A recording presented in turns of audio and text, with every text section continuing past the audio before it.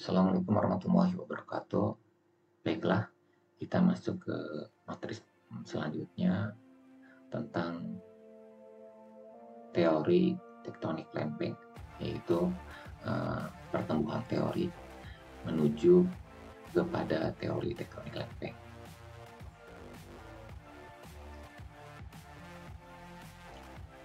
Bahwa pembahasan yang akan kita bahas adalah konsep geosinkline yang mendukung atau yang berkembang menjadi teori tektonik lempeng. Geografis dan tipe-tipe tektonik lempeng, sifat batas tepi lempeng dan proses geologi utamanya. Konsep geosinkline dan perkembangan teori tektonik lempeng. Geosinkline merupakan teori yang menyatakan bahwa suatu daerah sempit pada kerak bumi mengalami proses depresi selama beberapa waktu sehingga terendapkan secara ekstrim sedimen yang tebal. Sejarah geosinkline ini konsepnya berasal dari Hall 1859 yang kemudian dipublikasikan oleh Dana pada tahun 1873. Wah, ini gambarnya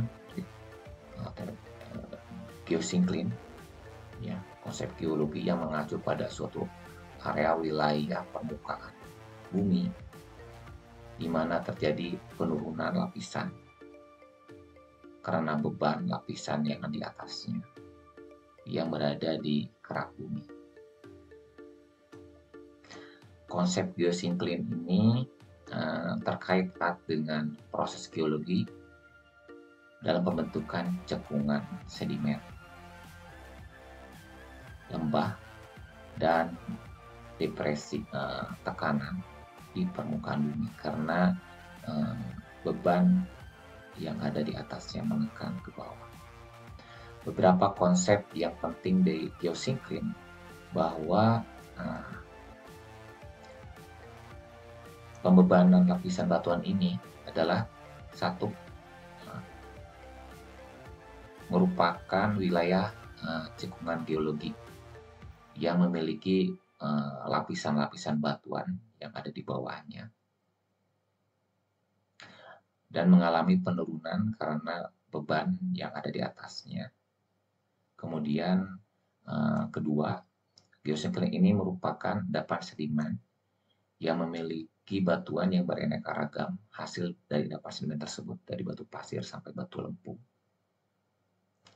Itu merupakan hasil erosi yang ada di sekitarnya. Erosi yang di sekitarnya diendapkan di sini terus tertumpuk sampai mengalami pembebanan dan terus bertambah sehingga menghasilkan cekungan yang tebal yang diisi dengan sedimen, batuan sedimen. Contoh geosinkline yang terkenal adalah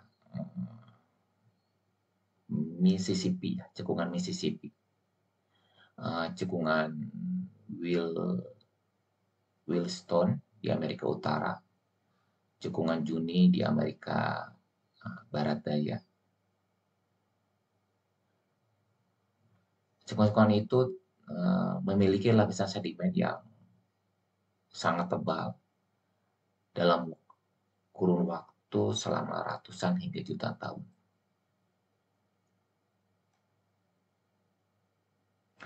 Hubungan konsep geosinkline yang keempat, hubungan konsep geosinkline dengan perkembangan teori tektonik lempeng, bahwa geosinkline menyumbang ketika dua lempeng tektonik bertemu dan salah satu tertekan ke bawah, maka cekungan geosinkline dapat terbentuk di atas lempeng yang tertekan. Ya. Ini adalah tempat di mana sedimen dapat terakumulasi, menciptakan lingkungan yang cocok untuk pembentukan sedimen. Itu hubungan dengan perkembangan geologi tektonik lempeng dari konsep geosinkline. Ya, kita masuk apa itu teori tektonik lempeng. Teori tektonik lempeng menurut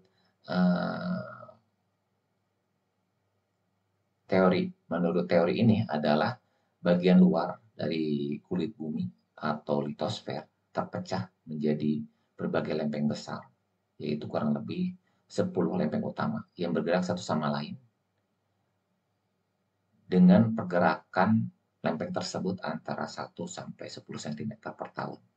Di mana pergerakan tersebut ada yang bergerak konvergen, saling mendekat, divergen, saling menjauh, dan berpapasan.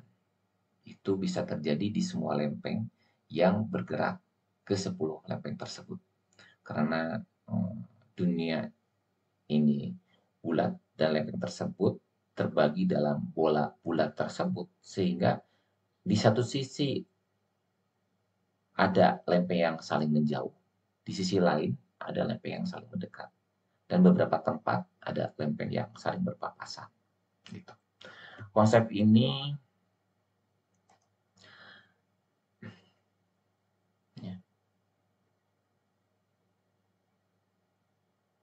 dapat digambarkan seperti ini.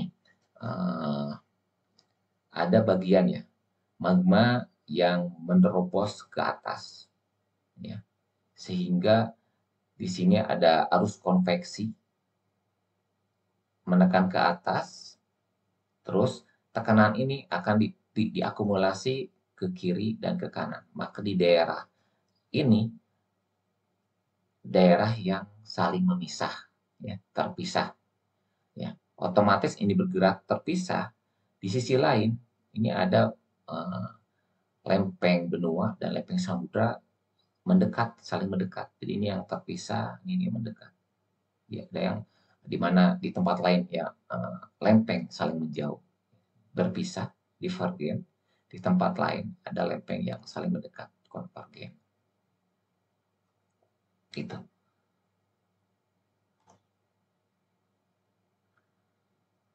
Gerakan lempeng ada 3 kemungkinan, ya. Konveksi mantal, ya, jadi teori-teori lempeng ada 3 kemungkinan.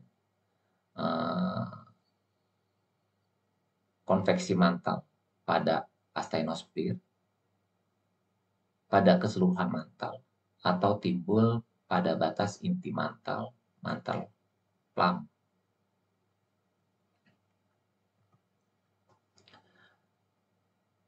Gerakan mantal ya, ini. Jadi bergerak ini pada astenosfer atau pada keseluruhan mantal, ya, atau pada ini, ya, batas ini, di sini.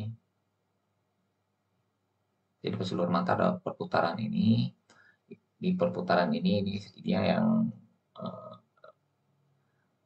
magma yang menerobos ke atas sehingga menghasilkan lempeng yang saling menjauh, divergen, ya, karena sirkulasi mantal, atau sirkulasi konveksi ini hanya ada di astenosfer yang ini, atau timbul pada batas-batas inti mantal, inti mantal ke sini keluar, ke sini keluar.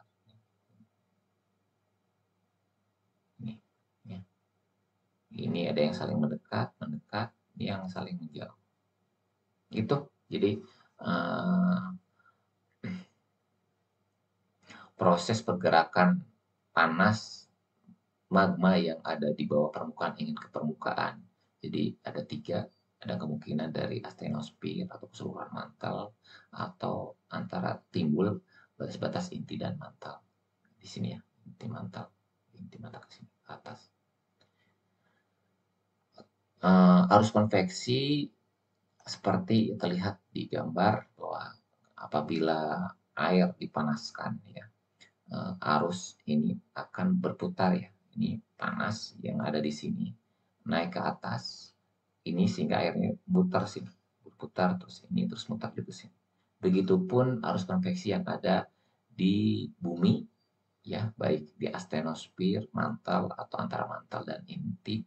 Arus panas ini ke atas, ya, ke atas akan bergerak ke sini, bergerak ke sini, terus mutar.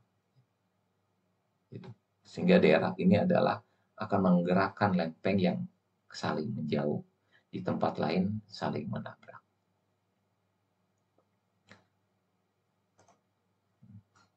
Menterpam, jadi ini ke atas ya, di antara inti dan mantel ke sana. Ini ke sini gerak.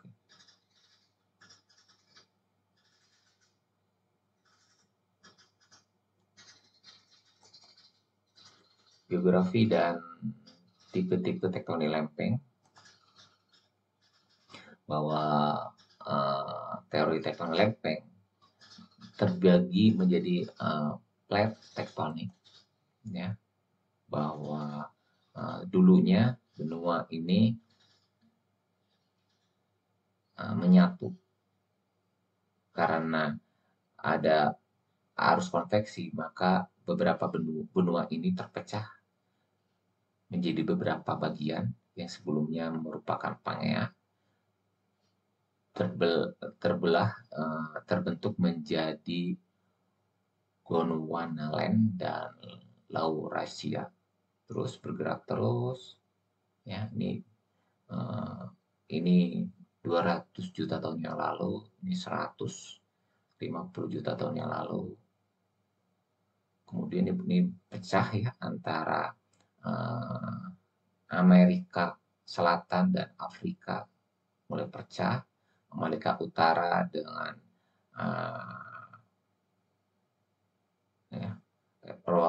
Laurasia terpecah, Amerika membentuk Amerika Utara dan Asia, ya.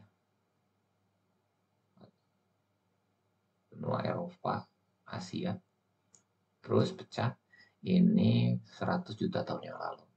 Kemudian pecah lagi. Ini bisa ya.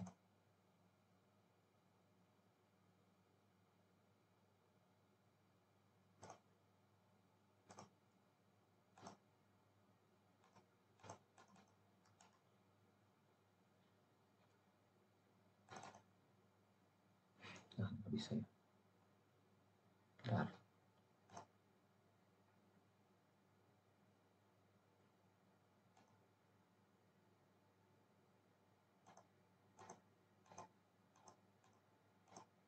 Oh, bisa.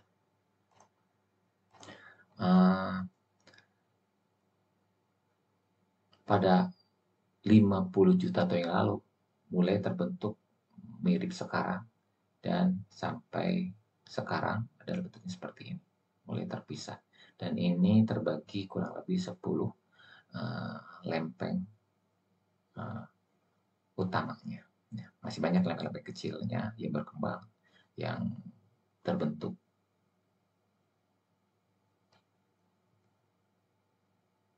Konsep dasar tektonik lempeng, bahwa lempeng-lempeng litosfer terbagi menjadi 10 lempeng utama yang terdiri dari ini, lempeng Eurasia, ya, lempeng Pasifik, Antartika, Hindia, Australia,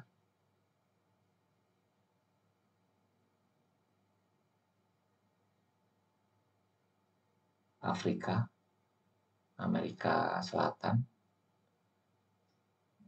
Amerika Utara, Nakas,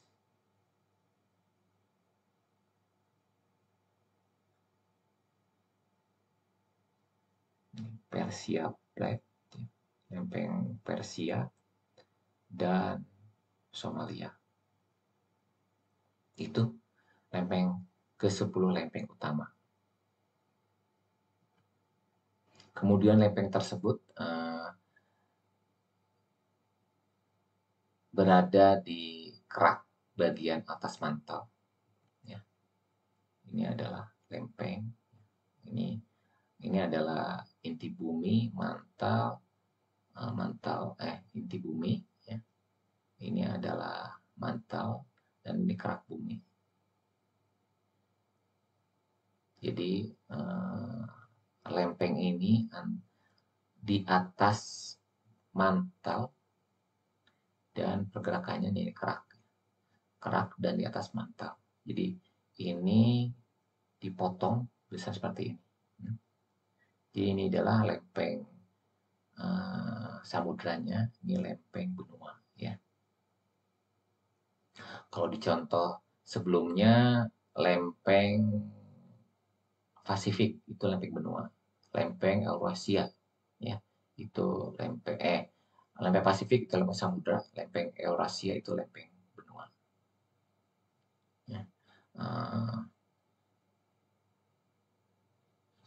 Bahwa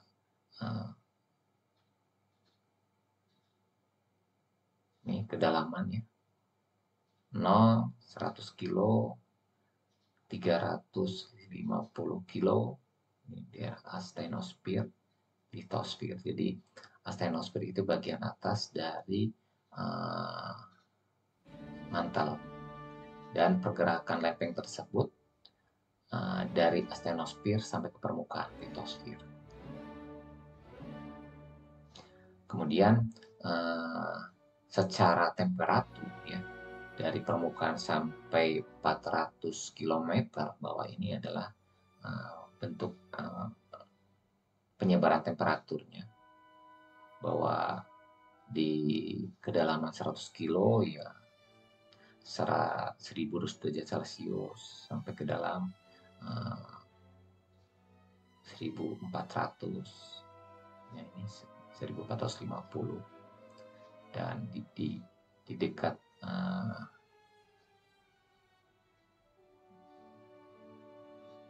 lempeng itu 500 derajat Celcius. Bahwa ini temperatur berdasarkan kedalamannya.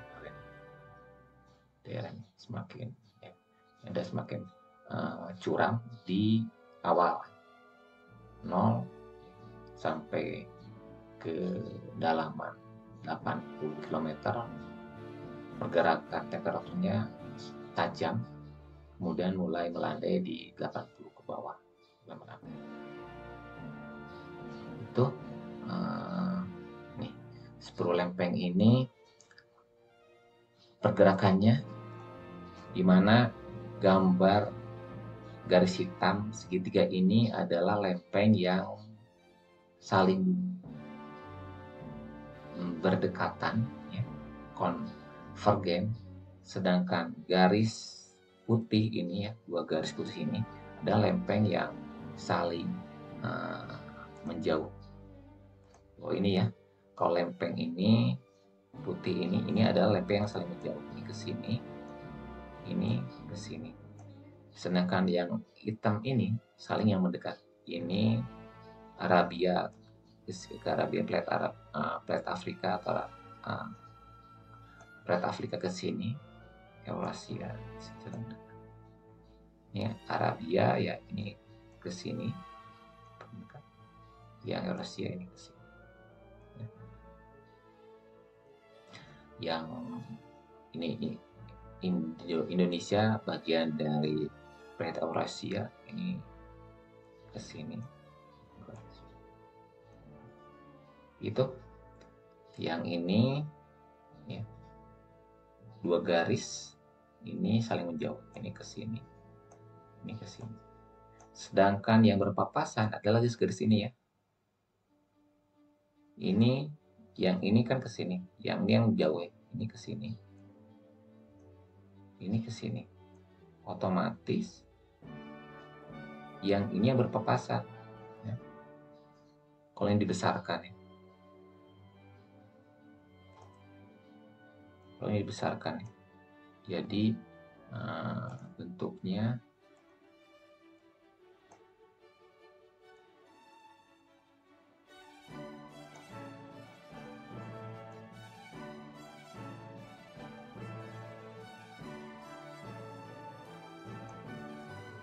ya, ini berarti pergerakan lempeng ini bergerak ini ke atas, ini ke bawah, ini ke bawah, ini ke atas.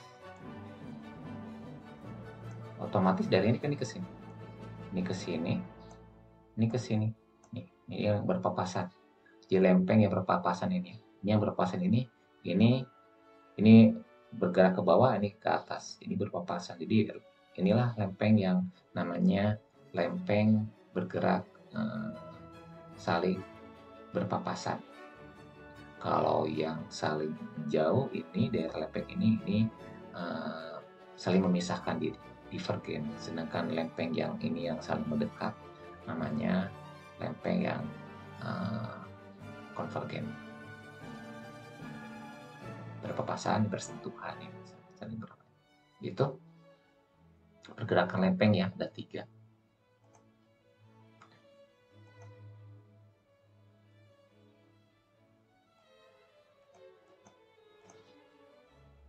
Lempeng. Jadi lempeng yang berada di litosfer komposisinya ada lempeng benua dan lempeng samudra. Lempeng tersebut kan bergerak, pasti memiliki arah, kecepatan dan waktu. Ya. Nih, bahwa lempeng ini bergerak ya, bahwa ini waktu ya, waktu 50, 25 ya, 25 ya. Di mana arahnya kemana, kecepatan, waktu perjalanannya berapa lama ya. Ini di sini pergerakannya ya, bahwa pergerakannya berapa lama akan menghasilkan berapa kecepatan yang dihasilkan ya. Ada jarak, dalam jarak waktu tertentu memakan waktu sekian, sehingga kecepatan lempeng tersebut bisa diketahui kan, kecepatan. Jadi jarak dibagi waktu ya. Jadi kecepatan bisa di berapa sih kecepatannya, berapa sentimeter per tahun, karena dia memiliki pergerakannya berapa jauh yang udah dia bergerak dan berapa lama dia telah pergerakan tersebut, sehingga akan kecepatan pergerakan tersebut diketahui. Gitu.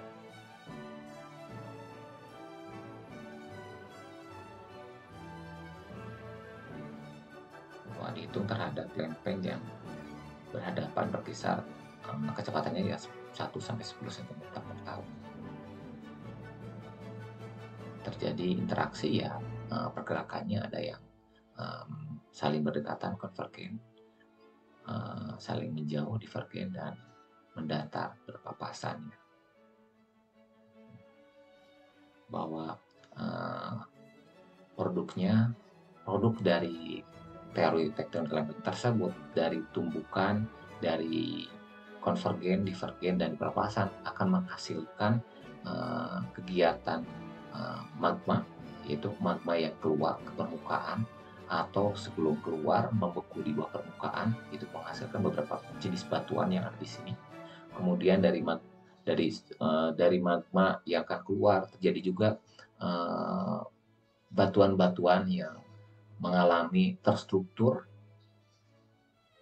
pola struktur batuan karena proses terjadinya pendesakan magma yang keluar tersebut, yang berada di konvergen, divergen, dan mendatar. Dan dari situ terbentuk juga pembentukan cekungan. Ada bagian yang kompresi, ada bagian yang terpisahkan, divergen, melalui beberapa cekungan-cekungan di situ ya. Baik di kompresi maupun divergen akan menghasilkan cekungan-cekungan. Di situ pun pembentukan cekungan ya prosesnya tadi ya mengalami pengendapan sedimen di daerah-daerah cekungan tersebut. Itu contohnya di sini ya tadi ya, bahwa daerah-daerah yang garis hitam dan segitiga ini menunjukkan daerah konvergen, di mana lempeng samudra menunjam ke bawah lempeng benua. Ini lempeng Amerika Selatan, ini daerah lempeng benuanya, dan lempeng Nazca ini lempeng samudranya. Jadi ini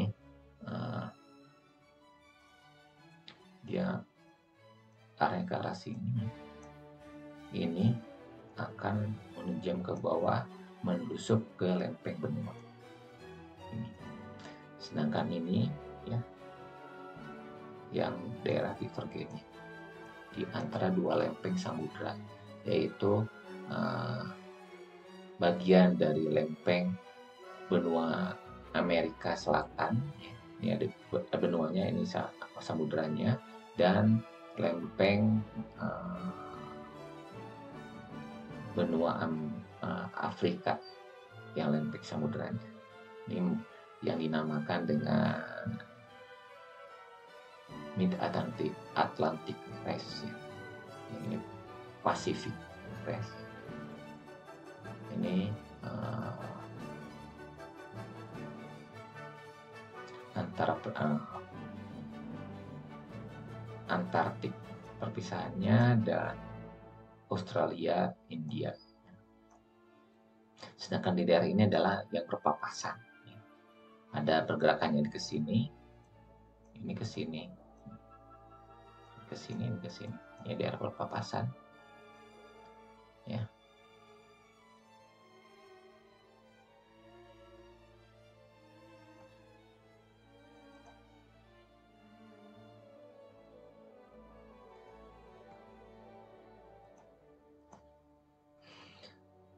Ini penampang pergerakan lempeng, di mana di sini ada yang divergen. Divergen, otomatis lempeng ini akan bertemu dengan lempeng di sini. Ini konvergen. Karena lempeng samudra menusuk ke bawah, lempeng benua sampai menunjam. Nah, inilah yang pembentukan di sini cekungan-cekungan ya di antar daerah konvergen, daerah divergen, ini cekungan juga ya. Cekungan juga nih, cekungan yang konvergen di sini menembus ke bawah sini. Ini cekungan-cekungannya dia dihasilkan. Kemudian ada daerah yang berpapasan, ini ke sini, ini ke sini, ini berpapasan seperti ini. Itu penampang dari astenosfer sampai litosfer.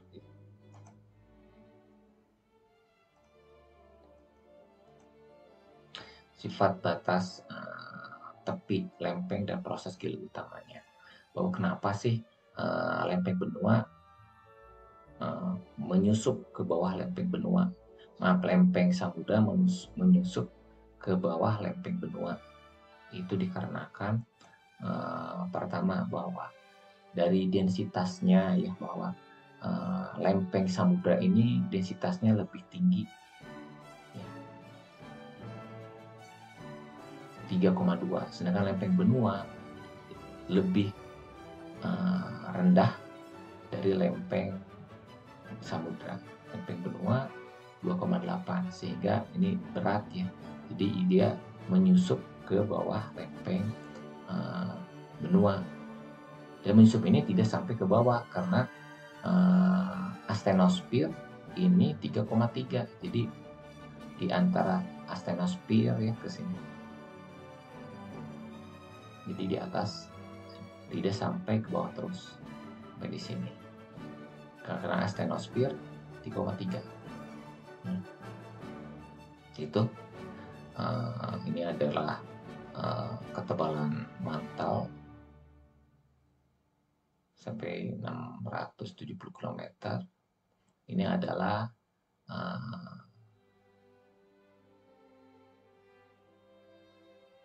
litosfernya.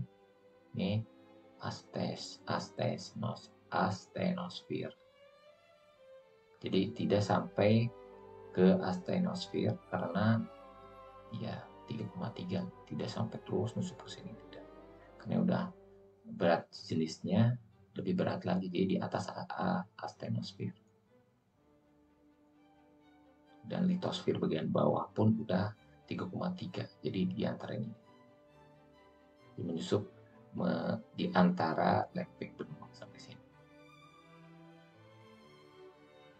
Nah, ini kurang lebih kedalamannya ya, 10 kilo, 100, 200 kilometer.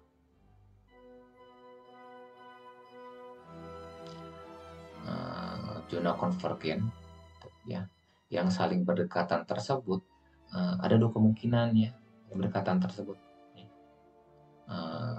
Ada yang berdekatan tersebut antara dua lempeng yang sejenis, yang namanya kolisi ya, misalkan antara benua dan benua, antara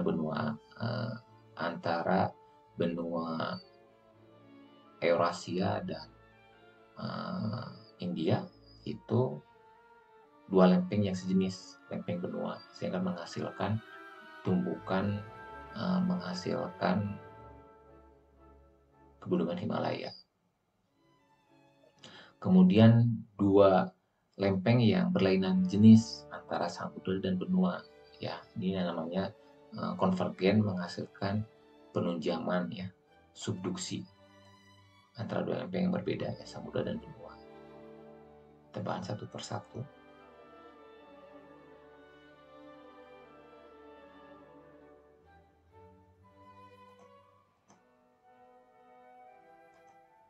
Ya.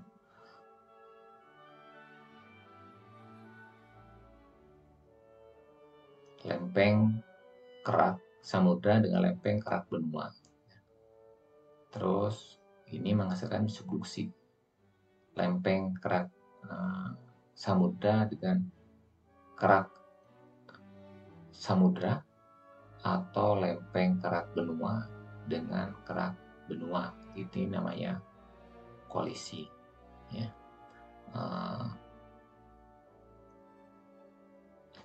Ya, kalau kerak samudra ini menyusup ke bawah lempeng kerak benua. Dan juga dekat nih ya. Ini juga nih bagian dari kerak benua nih menyusup ke bawah. Ya, ada daerah yang divergennya ini, karena ini kerak benua lebih ringan daripada kerak samudra, maka kerak samudranya menyusup ke bawah ya. Nih, di daerah ini ada peleburan sehingga menghasilkan magma, pencairan batuan sekitarnya terus terkumpul di dapur magma. Kemudian kalau dapur magma tidak tertampung akan menghasilkan letusan di daerah tersebut. Sedangkan lempeng antara benua dan benua itu ya, antara lempeng India dengan Eurasia yang akan menghasilkan pegunungan Himalaya yang sangat tinggi ini. Karena di lempeng ini kan memiliki densitas yang sama, sehingga dia saling memperkuat, tidak mau mengalah, sehingga menghasilkan menekan ya ke atas duluan. Ya. Evolusi dari pergerakan India menubuk Eurasia seperti ini ya. Sebelumnya tadi 140 juta tahun yang lalu ya, India terpisah ya, ada Tibet dan Asia. Terus pada 40 juta tahun Tibet, India dan Eurasia mulai terbentuk, ada bagian yang semudranya menyusup ke bawah, sehingga akhirnya bertemulah lempeng benua, dan sehingga karena massa jenisnya sama, dia saling memperkuat sehingga dia akan menekan ke atas sehingga menghasilkan pegunungan Himalaya sekarang ini. Indianya, ini Tibet plate-nya, pegunungan Himalaya itu.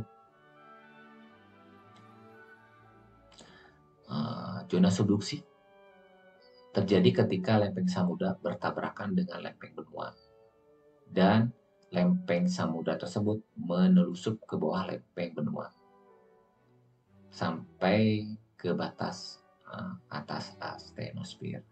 Lempeng samudra mengalami subduksi karena memiliki densitas yang sangat tinggi. Sedangkan yang berpapasan menghasilkan sesar mendatar ini adalah ya, lempeng ini daerah divergen, ini ke arah sini, ini ke arah sini. Yang ini divergennya, ini ke arah sini, ini ke arah sini. Otomatis daerah yang berpapasan ya, ini ke arah sini, ya ke sini. Akan menghasilkan sesar geser nih, sini. Daerah yang berpapasan.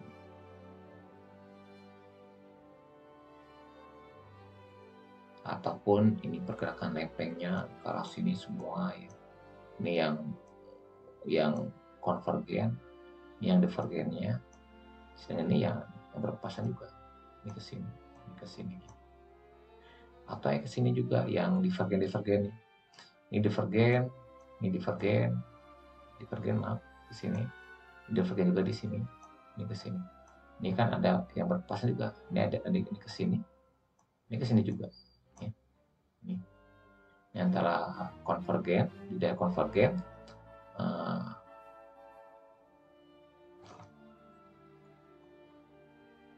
ini daerah konvergen, ini daerah divergen menghasilkan berpapasan. Ini yang konvergen menghasilkan berpapasan juga di daerah sini. Ya, di sini ada yang konvergen dan divergen. Ini yang menjauh, ini konvergen, tapi daerah ini yang berpapasan juga di sini. Ya, kalau yang konvergen ini yang mendekat, ini mendekat. Otomatis daerah ininya yang berpapasan di sini, ke sini, ke sini. Gitu.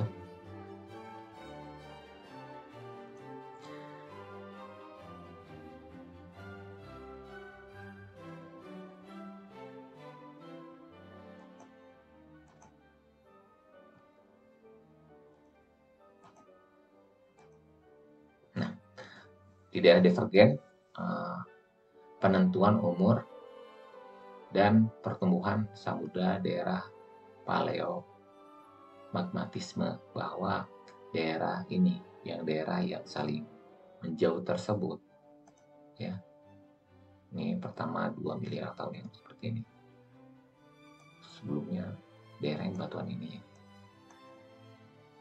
ya, ini terbentuk batu-batu ini ya.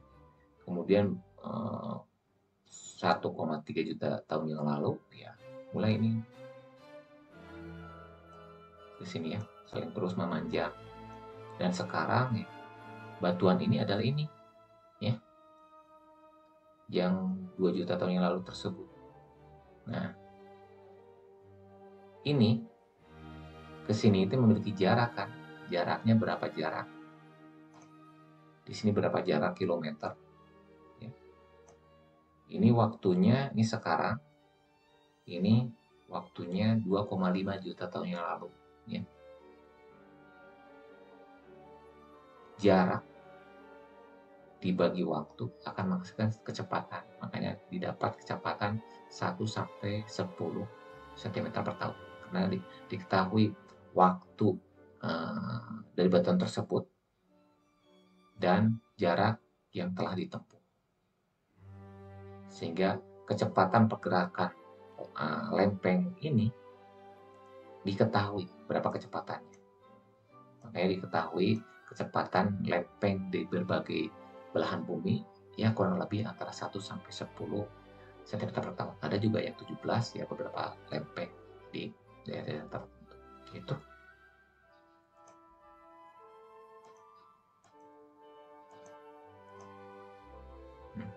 Ini daerah divergen ya. Ini daerah divergen. Ini ada yang ke atas akan menghasilkan ini ke sini. Ini harus konveksi, mutarnya ke sini. Kemudian ini ada daerah-daerah yang spot ya, tetap ke atas, tapi dapat pergerakan ke sini. Dan ini yang saling mendekat. Karena ini lempeng samudra menyusup ke bawah, ini lempeng benua.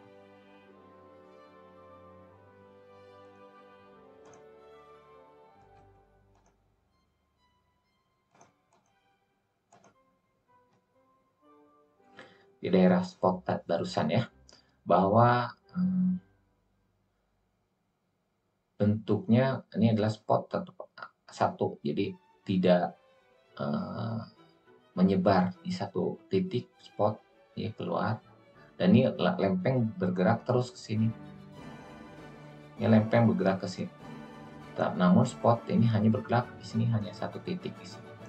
Sehingga ini adalah lempeng yang udah bergerak. Batuan ini memiliki umur ya. Ini adalah umur sekarang. Jarak ini ke sini diketahui, sehingga pergerakan ini pun bisa diketahui, pergerakan lempeng ini berapa kecepatannya. Ini contohnya di Hawaii. Jadi Hawaii merupakan spot ya, bagian dari spot pergerakan ini.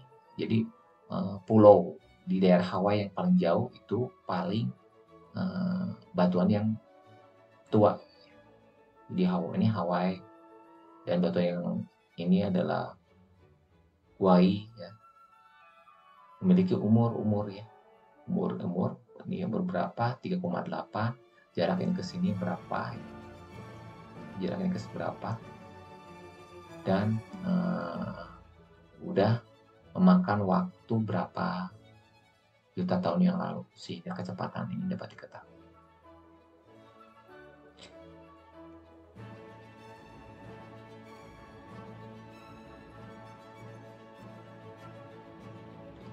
Daerah divergen juga bisa ya, maksudnya ini daerah divergen keluar muncul magma di sini ya. Terus ini spot-spotnya, dan pergerakan ini yang sekarang ini batuannya diketahui berapa umurnya, berapa juta tahun yang lalu, dan jarak ini ke sini udah berapa lama, udah berapa jauh, sehingga masa kecepatan lempeng pun dapat diketahui. Gitu ya.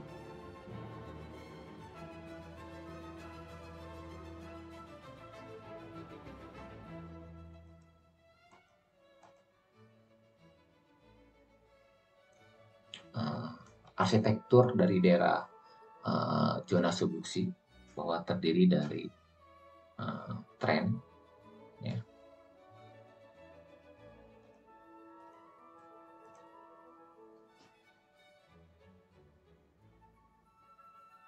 Kemudian daerah zona Wadati Benioff slab ya.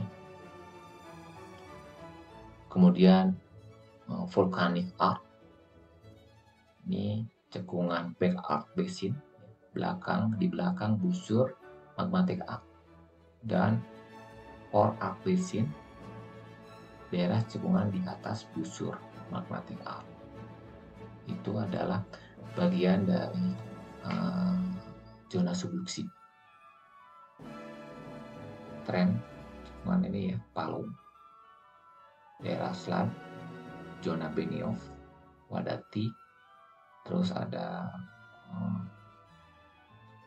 magmatic arc, tempat munculnya magma ke permukaan ya, menghasilkan gunung api, di mana daerah zona Benioff tersebut daerah yang mengalami peleburan magma akibat penekanan ke sini ya. Di daerah ini semakin panas dan meleburkan batuan yang ada di sekitar sini, sehingga memproduksi magma pada kedalaman tertentu, sehingga magma tersebut bertambah terus bergerak ke permukaan dan tertampung di dapur magma.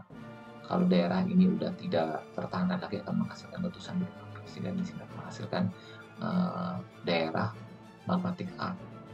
Daerah tinggian, otomatis daerah belakang magmatic arc menghasilkan sebuah cekungan namanya back arc basin, dan di bawah, di depan busur magmatic arc menghasilkan cekungan juga, menghasilkan fore arc basin. Itu bagian-bagian dari arsitektur zona subduksi ya. Interaksi zona subduksi menghasilkan palung pada subduksi yang aktif, menghasilkan cekungan fore arc basin dan back arc basin busur magmatik ya. Itu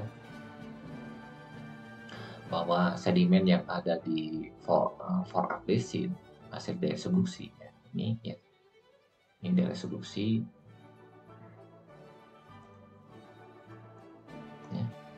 pada sedimen yang tertekan, sedimen yang udah terbentuk tertekan kembali akan menghasilkan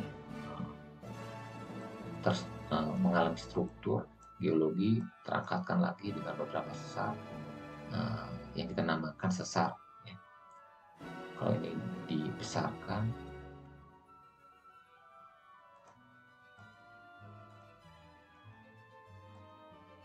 ini terpatahkan, kita akan yang kita sebut namanya sesar, naik ke atas, ke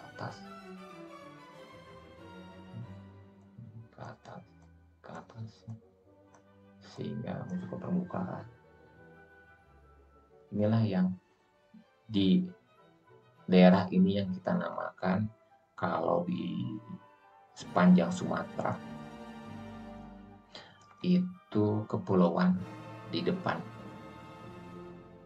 busur magmatic arc. Jadi busur magmatic arc ada Sumateranya, ini Sumateranya.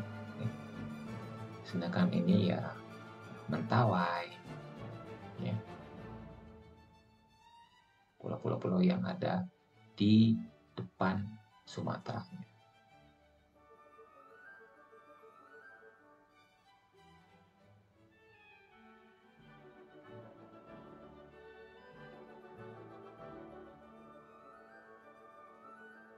Kalau daerah yang mengalami struktur geologi ini, contohnya ya batuannya seperti ini.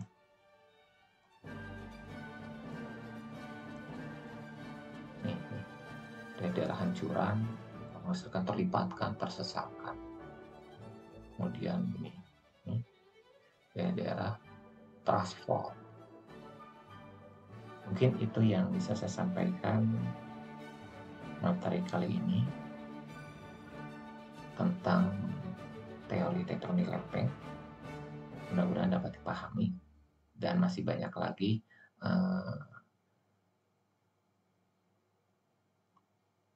contoh-contoh teori tektonik lempeng untuk dapat Anda pahami lebih lanjut. Terima kasih. Assalamualaikum warahmatullahi wabarakatuh.